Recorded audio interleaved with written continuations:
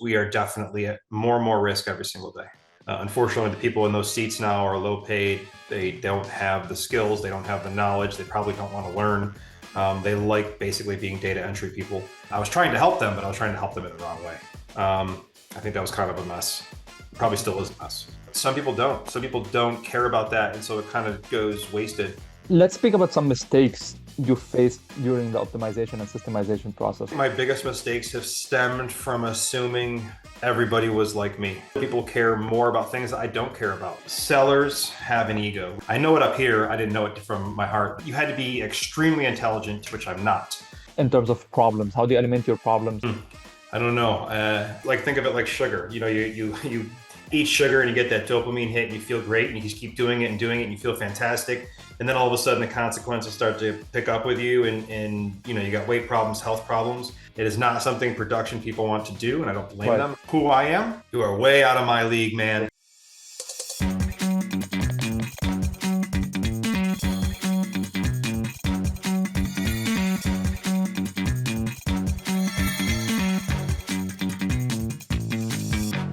Hey everyone, welcome to a new episode of the AI Best Business Show, the show where you'll best learn about entrepreneurship, business, tech, investments, SMBs, operations, anything related to money making.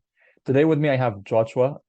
He's in the SMB space operation. I'll let Joshua introduce himself. If I just met you right down the street, what would your first 1 minute pitch be to me? About who I am? Yes. Oh, I just say I'm a fastener guy who happens to have an engineering type mindset or a systems type mindset. So I grew up in industrial manufacturing. I love it. I also love tech and I love systems, and kind of created a unique path by blending them together. Okay. And you started your career, first, welcome to the show. And then in your start of your career, you did a lot of sales as part of your dad's company or before that. What then drew you to like manufacturing and the processes of it and systemization? Yeah, I'll say systems is something I've been involved with no matter what I did, whether it was playing with Legos as a kid or, you know, whatever my job, I was in finance. What drew me to manufacturing though was the people and where it was at in its growth. And so I come from finance, a lot of really smart people using really sophisticated tools. And so everybody's looking for an edge, and that edge is 0.5%, right? You've got people that are just, you know, literally you move a data center from Jersey closer to Manhattan and you get an edge in trading. And so you had to be extremely intelligent to even have a little bit of an edge, which I'm not. And then in manufacturing, I realized that, you know, Excel wasn't even widely used, and there was a lot of potential to apply normal approaches. And you didn't have to be the smartest from, you know, Harvard. You could basically work your hardest, and you could use standardized tools and stuff from finance and other jobs I had, but you could still do really, really well. And so I think it was just that arbitrage between where I was at as a person with a background and what the opportunities in manufacturing were. And then when I got into it, I realized that it was literally a giant group of systems. And that's when I really fell in love, when I realized it was supply chain systems, and it was manufacturing systems and material systems and money systems. And that's when the whole thing opened up to me and I really started to enjoy it. Okay. I'm gonna dig deeper into the systems, but before I'm gonna kind of go through like the structure of buying, because you've acquired and sold companies, and then you've ran companies, and then you've kind of rolled up companies and plugged the systems in different ones. So I'm gonna go through like kind of the system of where you start and where you get to. Let's start with, how do you approach a deal structure, whether it's selling a company or acquiring or going through an acquisition? What's the usual way you think about structuring a deal? Structuring a deal. So I think there's a broader question because it's how I approach that and the other things you mentioned. And this is just me. One of my favorite frameworks is the mutually exclusive, exhaustively contained framework. So MECE. And so whether I think about improving a business, selling and maximizing value, or buying a business, I'm trying to break that business into all of the subcomponents, whether it's 2 or 20, and then trying to find the 2 to 4 that actually have the most leverage in the system. And so if I'm buying a business, I want to know, you know, what are all the different components of this business? It could be production, it could be customers, it could be relationship, value, right? I want to have them all in kind of this tree structure. So for example, service and quality are going to lead up to pricing power, and pricing is going to combine with production, and it's going to lead up to revenue, and revenue combined with cost is going to lead to profits. And it's this whole tree where you are looking at everything. And then you go over and you say, what are the ones that really matter in this case? It might be value, it might be service. And then I say, okay, how well is this company doing and how well could they be doing? Like in that high leverage area, how far off are they from where I know they could be? And then if it's wide, that's an acquisition I want to make, right? That's a company I want to make, I want to own, because I can basically improve those three leverage centers and vastly improve profitability rather than, just making all this work and all these changes and just experiencing that 5 to 10% growth per year. Is there a specific case that of an acquisition you went through and like you looked at one of these three areas? Could you give us a specific case of something you went through? Yeah, I was part of an acquisition where we did an acquisition of a producer of parts for industrial structural units. And it was a small company. They did not do what we did. And basically they bought everything overseas. So they were competing with brand names that are well known in like the pipe fitting space and pipe hanging space. And in that acquisition, a lot of their success came down to availability. It came down to that they had affordable availability. They were not the cheapest, but they always had something available. And so when I looked into how we could improve availability of product, they did not use any kind of demand planning or inventory control. And so that was an area I had a lot of experience with because I had run a distributor, and where that's really important. That's all of your cash is basically demand planning and inventory control. So I was able to take something I understood well, plug it into this business, and that one thing alone, by just having the parts available for the construction jobs that occurred, and these are like big skyscrapers and big industrial plants that are being built, we were able to grow it quite a bit very fast by just kind of, again, taking a strength that I had and plugging it into this high leverage area. Okay. And this is on the deal structure, how you think of acquiring a business. Before that, you've sold a business and in the past. What would you advise SMB owners who are wanting to sell their business in a way to optimize their selling process?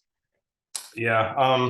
There's a lot of content out there from people that are much smarter than me in this area, and they have dealt with it a lot. I think the one thing that I can add into that conversation is sellers have an ego. We all have an ego, but you're selling a business, you're proud of it, you're happy that somebody else sees value in it, and it's hard to experience that, go through a selling process, and at the same time, the best value you're going to get is telling people that your business doesn't need you, that you have set it up in a way where it can continue and grow without it actually needing you day to day. I think that's very hard, but that's actually like the biggest value increaser because it de-risks it from the buyer standpoint. From the seller standpoint, that's a hit to your ego, and the very thing that you're excited about is what's getting kind of hit. Okay. Let's jump into your area of expertise, optimization and systemization. And I kind of want to take this in terms of use cases. So we could speak about, you just acquired a company and you're looking about how to optimize and systemize this process of manufacturing or this company. What are the questions, or what do you look at when you first acquire a business in terms of taking it through the optimization and systemization process? Well, to be honest with you, the first thing I'm looking at is people, and it's less looking, more listening. There are always people that have been there for quite a while that have a lot of frustration and experiences, some of it valid, some of it not. And I think one of the biggest learning points in that transition is sitting down with everybody to hear ideas, frustrations. If you had a magic wand, what would you change, right? All those questions. Because you're never going to have that opportunity again. Once they've known you for a month, they're not going to open up as much. They're going to forget. They're going to have new things that they don't like because you're running it. And so the first thing I do is try to talk to everybody from the bottom up to just hear about what it's been like working there. What have you enjoyed? What do you look forward to every year? What's frustrating? What would you fix if you were in charge? All that kind of stuff. And I just gather that into this big lump of whatever, ideas and possible paths forward. Okay.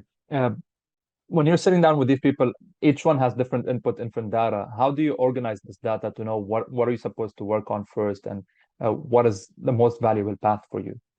Yeah. So what they're giving me are their ideas, but the filter I'm listening to it through is I've had lots of workers. I've heard lots of complaints. Probably not 100% at it, but I can filter through what's just a complaint, what's a possible operational structure. I've also worked on a number of operational problems. And so when somebody says something, I said, oh, I know that problem. I've experienced it. It's actually this operational problem. So as they're talking, I'm basically writing down those problems. I then just throw them into, I use a Obsidian, and then I group them by basically operational, people, culture, facility, equipment. I group them there, and that kind of becomes an ideal list to pick from. I have another set list that I use as my core, but I kind of use this as kind of like tactical add-ons to that strategic set list. What tools help you through this optimization, like in systemization? So once you gather these questions, what's your next step, and what tools are you using to approach the next steps? Yeah, the biggest thing to do, if it's not already set up correctly, is to start proper communication. Whether that's intraplant, interplant, leadership down to the bottom back up. So there's a lot of tools that really is company dependent on what works best. But I like Slack. I like decent setup emails, addresses. I like team inboxes. I like even just Google Docs for somewhere to throw things down if you don't have a high tech team. I'm big on Trello. And then a good HR software is helpful, like a Paylocity or whatever, that allows you to communicate with employees and them to communicate back up. Okay. You have this process in place. You set up the process communication, and you set a goal. How do you look at the KPIs? Like, what KPIs would you put in place after you figure out what you want to systemize? What KPIs do you put in place to look at the end of the year? Yeah. I am slow to implement KPIs. I love them, but if you have the wrong one, it focuses the whole company wrong. So my general framework for KPIs is activity per resource. And so a lot of the first months and even year are, what are the most important resources we have? So for example, at Canekast, our resources are equipment, facility, which I use square foot, and people, labor. And we have different departments that those are broken down into. And then the second thing is, what's my activity? My activity for us is never going to be revenue. It's going to be my main input to revenue. So for us, that's molds.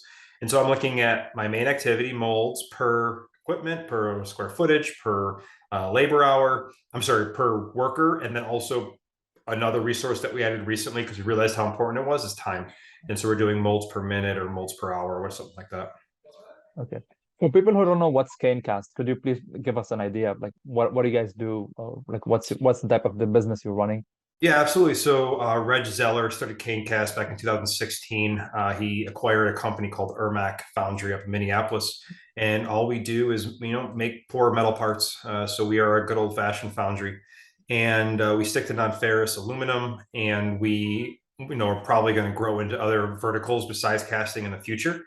And currently we sit at about 6 foundries, soon to be 7, or 6 companies, soon to be 7, at 5 different locations throughout the US.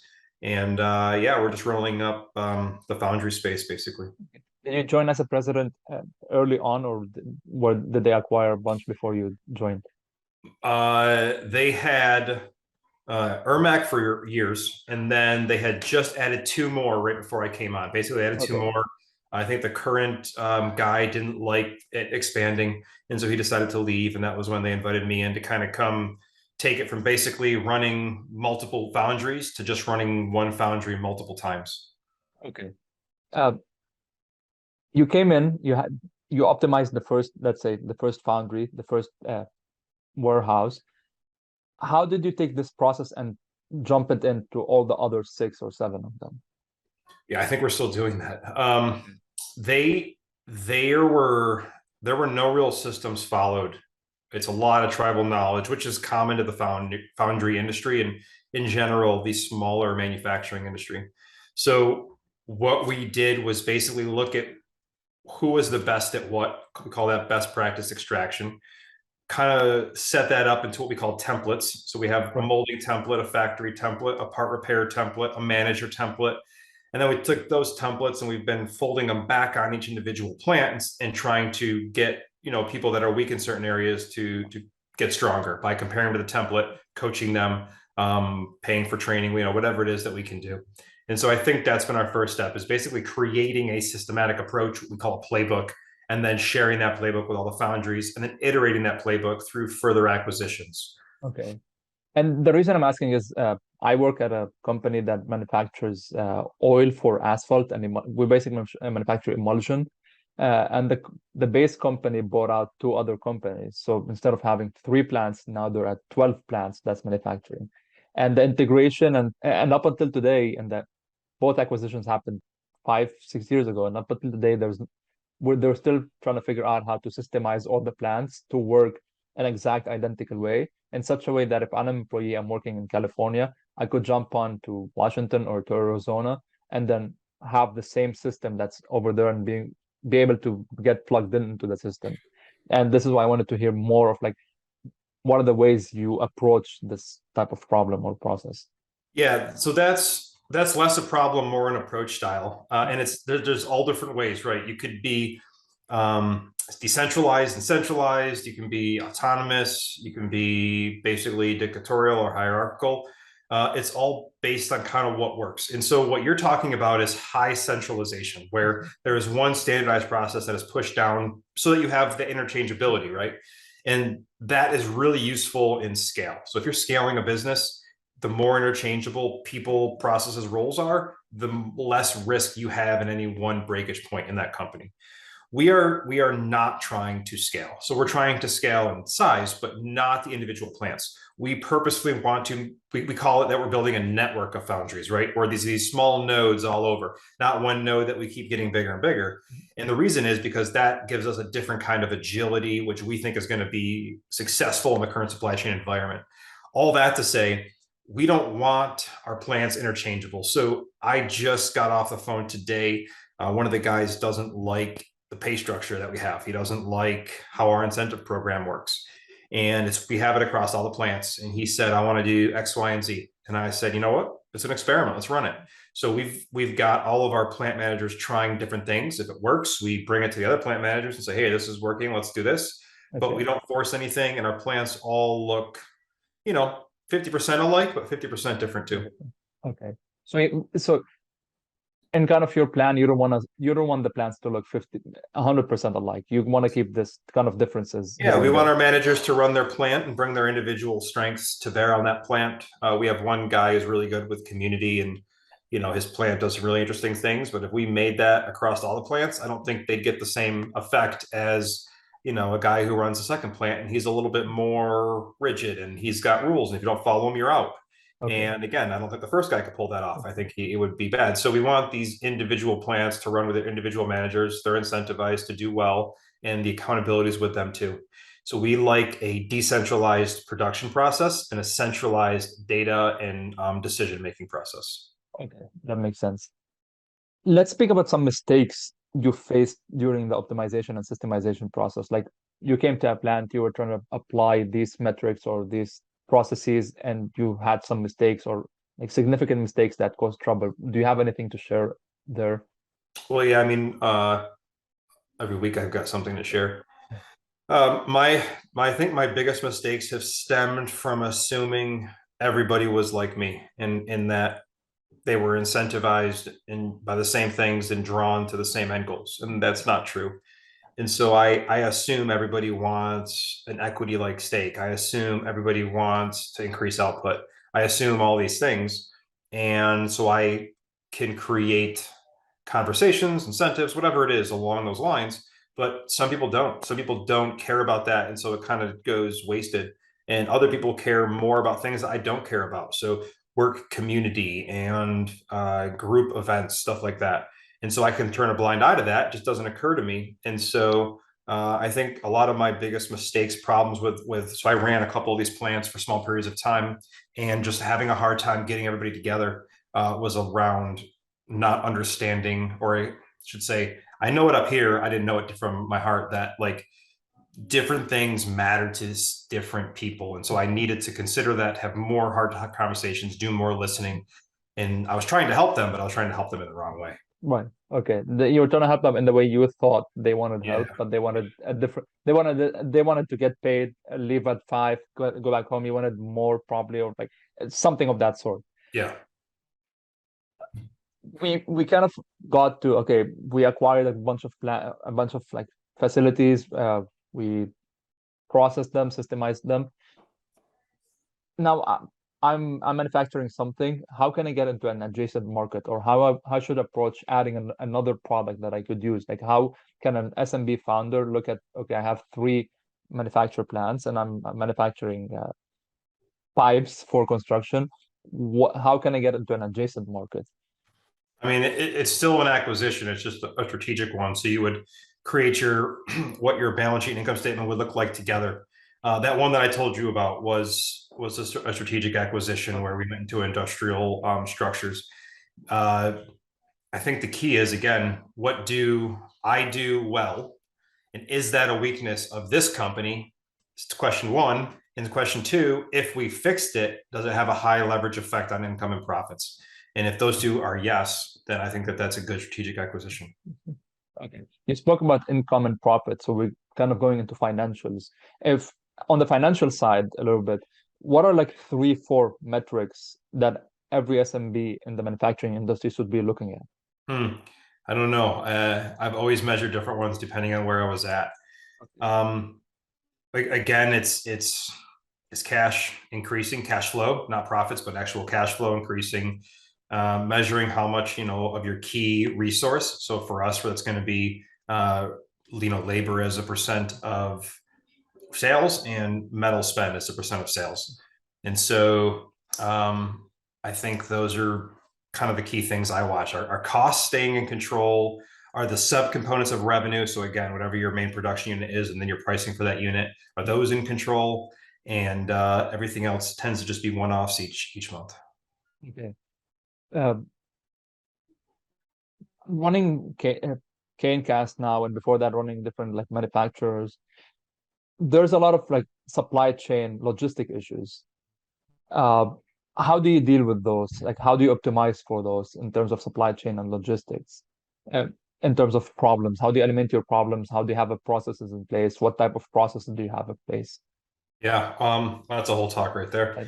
Yeah, I actually give a supply chain risk talk to a veterans association. We talk a lot about this stuff. In general, it comes down to having buffers. That has always been a belief of mine since long before COVID and all this, was having buffers in place, whether it's lead time buffers, money buffers, or inventory buffers. Can you explain the term buffers for someone? I'm sorry. So you have extra in stock. So if the lead time is 14 days, you're going to order with 1.5 lead times. So you're going to do 21 days. Okay. Is our supply chain and logistics chain broken currently? No, I think called the bullwhip effect. So changes at the beginning of the supply chain take a while to go downstream, and they get exaggerated at each stage. And so what you've seen is basically 2 to 3 bullwhips going through the entire supply chain of the whole world and throwing a lot of stuff off by the time it gets to the back. I wouldn't say it's broken. I'd say you see bullwhips, and the other thing you've seen is a lot of people that thought hard about a problem, created tools to help manage that problem they solved, and then those people getting promoted, new people coming in, using the tools, but not understanding the original intent. And you have a couple generations of that. And I think you had a lot of big companies using tools that were good, but did not understand all the side effects of them. So as things changed, individuals in those seats didn't know what to do. They were just plugging numbers into a tool that somebody from 10, 15, 20, 30 years ago built. And you had that happening like at every level, from quoting to ordering to demand planning to inputs that were put into a sophisticated ERP like SAP to spreadsheets. And it was just, I think that was kind of a mess. It probably still is a mess. Okay. Would localization of manufacturing solve this type of logistics and supply chain problem? No, I think it solves part of it. It makes stuff faster in the iteration faster, so you don't have to wait for parts on the boat. I think it doesn't solve the supply chain problems we just talked about. We need better educated supply chain individuals that are more empowered to make decisions. Unfortunately, the people in those seats now are low paid. They don't have the skills, they don't have the knowledge, they probably don't want to learn. They like basically being data entry people. And that's a problem because the supply chain itself is getting more and more complex, and you need problem solvers and decision makers in that chair rather than data entry and just that kind of person. Should should each company deal with the supply chain, or should we have companies like Flexport dealing with different companies' supply chain? No, I think third party supply chain is good. Flexport's one. I mean, the Chess Group was basically that's what we did. We ran the supply chains of large firms for unimportant parts. So I think there's a huge validation there once you find somebody you trust. It also helps because they're really good at something. They've got systems for that one thing. You don't Right. have to develop expertise in 20 areas. You can kind of farm that out to somebody who might be better at it. Okay. Keeping there with supply chain and logistics. After COVID, we recently saw like people coming back to manufacturing in the US. Uh, and we hear that the US manufacturing industry in general is underinvested in. What is the state currently of the US manufacturing industry? Severely underinvested in. Yeah. So, I mean, you look at investment in manufacturing now, I think it's under 11%. It has been for years. So you've got an infrastructure that is aging, is not modernized. And then you have labor knowledge issue too. So you've got labor exiting the market every single day that is taking with it tribal knowledge on how to produce key parts in our aerospace, our military defense, our medical industries. And so without somebody, whether it's individual people or larger companies, getting a hold of that tribal knowledge and documenting it and making it so that we can keep producing key parts in our supply chains, we are definitely at more and more risk every single day. Okay. Uh, let's say we broke back business, like we reinvested in our manufacturing in the US. Uh, we see a rise in prices because stuff are manufacturing in here compared to having labor in like China, India, or whatever country we're manufacturing in. In the US, we have higher rates of pay, and that causes higher prices of products. How can we solve for this problem? Or do we want to solve for this problem, or are we optimizing for something else when we go back to investing in our manufacturing in the Yeah. US? Well, we've been on a really low price kick for like Okay. 20 years that really kicked off everything that we've seen, right? Good and bad. And I think it's like, think of it like sugar. You eat sugar and you get that dopamine hit and you feel great and you just keep doing it and doing it and you feel fantastic. And then all of a sudden the consequences start to pick up with you and you got weight problems, health problems. And then the question is similar to what you just asked is, well, how do I eat healthier but still get all that dopamine hit and all that sugar rush? Right. Well, that's kind of the point. You're not supposed to have that sugar rush anymore. We need to reset to a different level. So that's kind of the blunt answer. The second part to that, though, is we have a level of technology that was not around 30 years ago that, if used correctly, can help small manufacturers not need to hire as much. So it used to be you throw labor at everything. You don't need to throw labor at everything anymore. We've got no code tools. We've got automation, machine learning. We've got vision systems that can do a lot of recognition on the plant floor that you used to have a clocker or a timer doing. I mean, there are tools out there where you knock 60K off here, 100K off there, you lower that overhead. That's what we're doing at Canekast. We're finding a way to run these plants and basically taking a plant that used to have a $100,000 position, and we'll use that position, but he can monitor 6 plants using technology and assistance and all this stuff. He can scale out his abilities to more plants, which lowers each plant's overhead to 10,000 instead of 100 or 150 loaded. Okay. So you're using automation and so we want to use automation. What are tools that are out there that you're using for automation? So across the board. So we're Okay. using automated mold handlers. Okay. We're looking into automated cleaning. Right now, we use automated tracking. What else we use? Automated financial reporting. I mean, each step we're looking at, we're pulling the old, eliminate, delegate, or automate, and whatever's left over is what we just have to do every day. And so that's a continual conversation. I just had a meeting yesterday with somebody who does automation in plants. He's going to help us try to find more opportunities. Automation is something that we're doing, but it's not always the right answer either. Sometimes you pay more for automation than you would to just hire somebody to do it. So with automation, there's always an ROI consideration of, all right, I'm going to spend 100, but I need 200 back. Otherwise, I might as well just spend the 50 on the person, you know? Right. Let's get into this debate of, okay, I automated, then that person I had work on the plant doesn't have a job. Uh, how how do you think about that in terms of running a manufacturing company? If I automate, then I made someone lose his job. What's your way thinking over here? We've never had somebody lose a job over automating. It's Okay. given them new tasks. It's allowed us to hire more and handle more business. For example, I take a molder and we're at capacity. We're all molding as much as we can. We then get an automated machine that allows us to go get that molder runs the automated machine now. We set Right. it up in a way where he can. We also can go out now and get double the business. So yeah, we increase margins, but it's through sales capacity, not through labor cutback. Okay. That makes sense.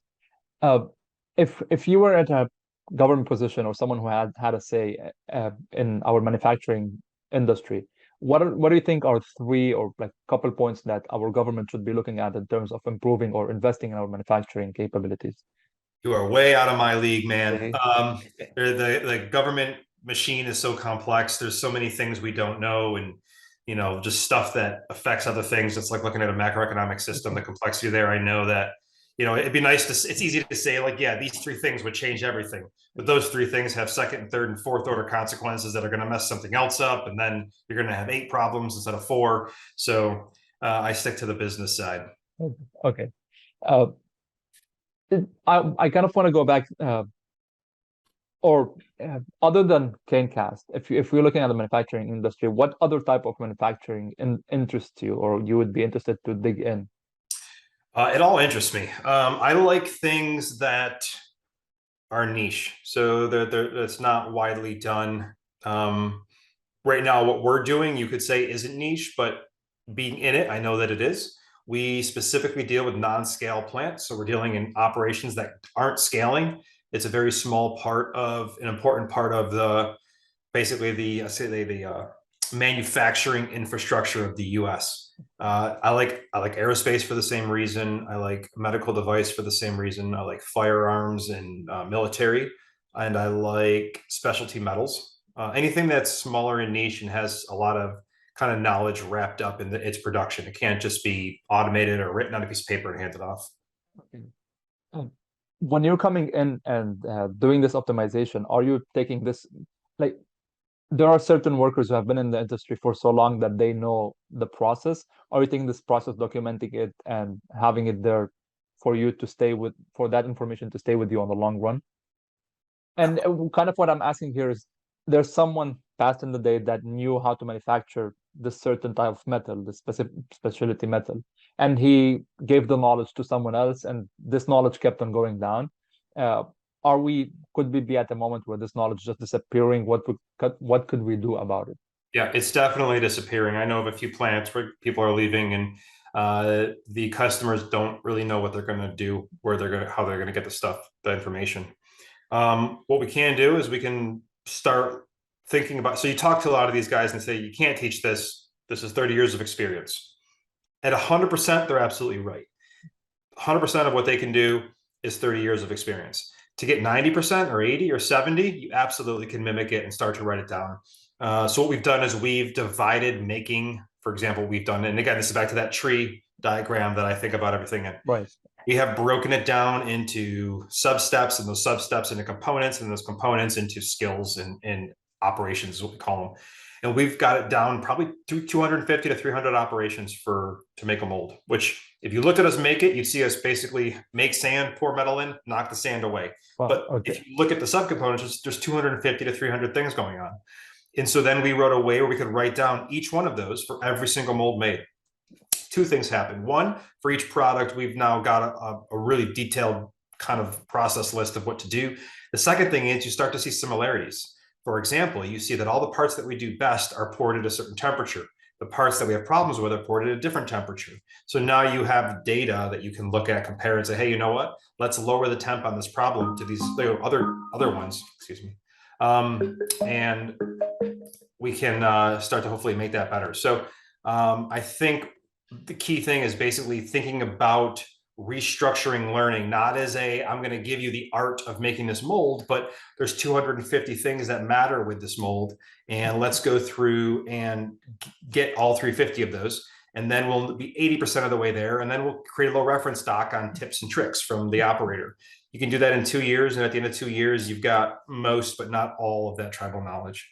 Okay, and then you could teach that to any new operator that's coming in, and right, it's referenceable. You can look it up. Absolutely. Okay, that's amazing. I think more companies should be doing that. It's a lot of work. That's why they don't want to. I mean, we've got a guy that literally owns that one project, and every day he goes around and tries to document and learn. We created our own application for it. It's a mobile app.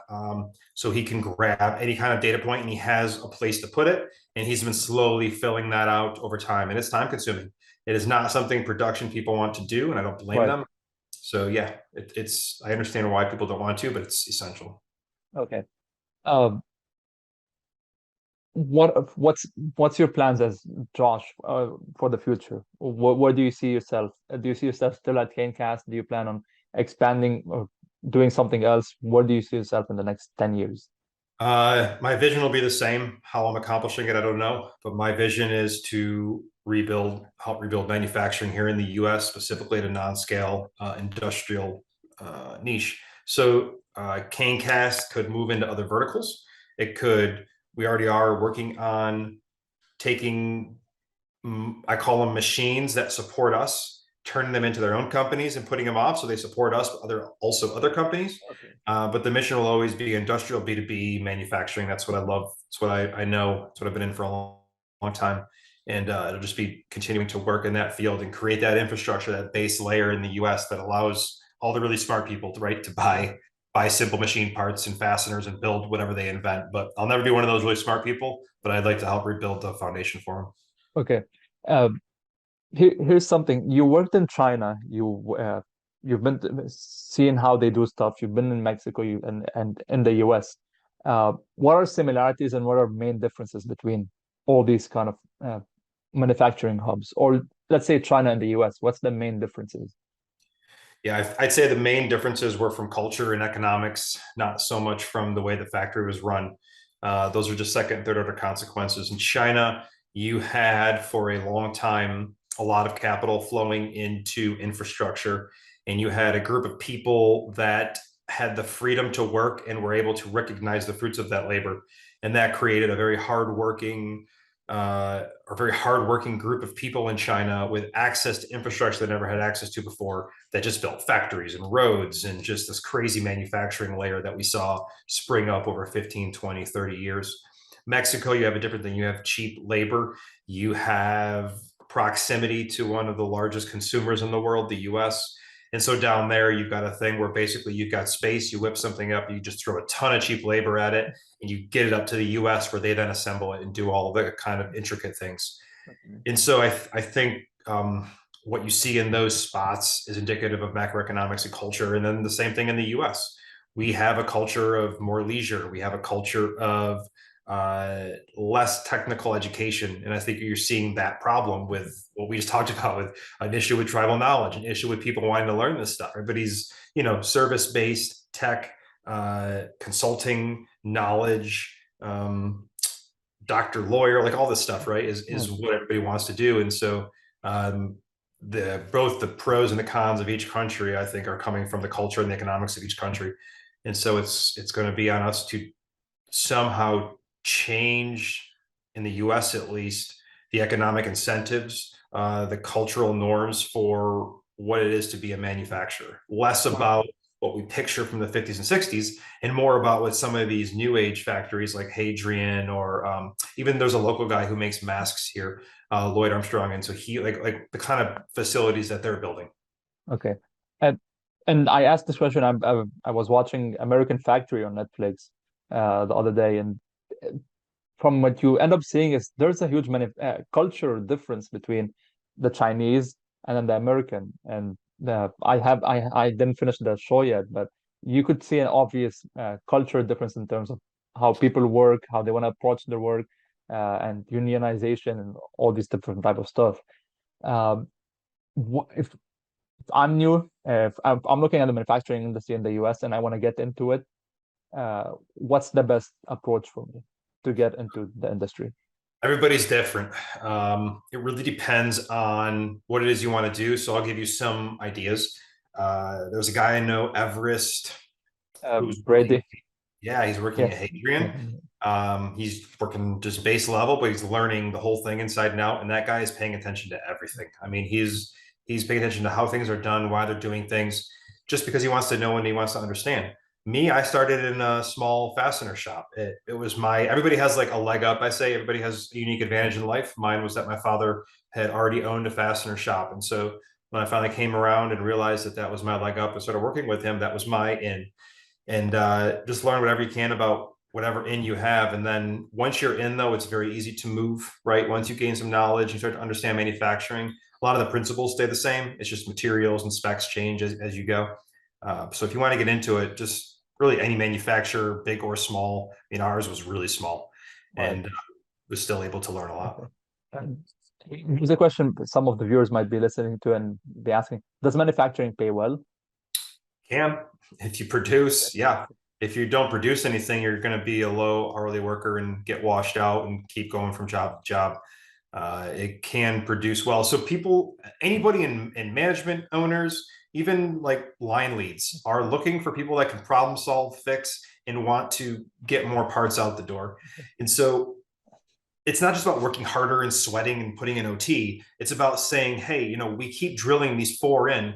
Why don't we create a drill that's perfectly spaced with all 4 and it's just 1 down movement instead of 4 down movements?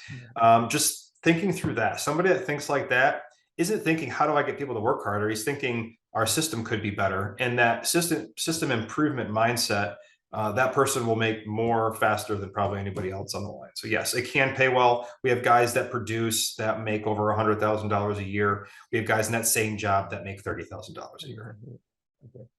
Okay.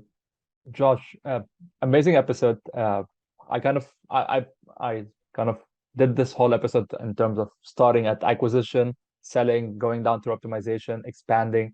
I wanted people to listen more about how the whole process goes in. At each step, we could dig much more, dig deeper and learn more.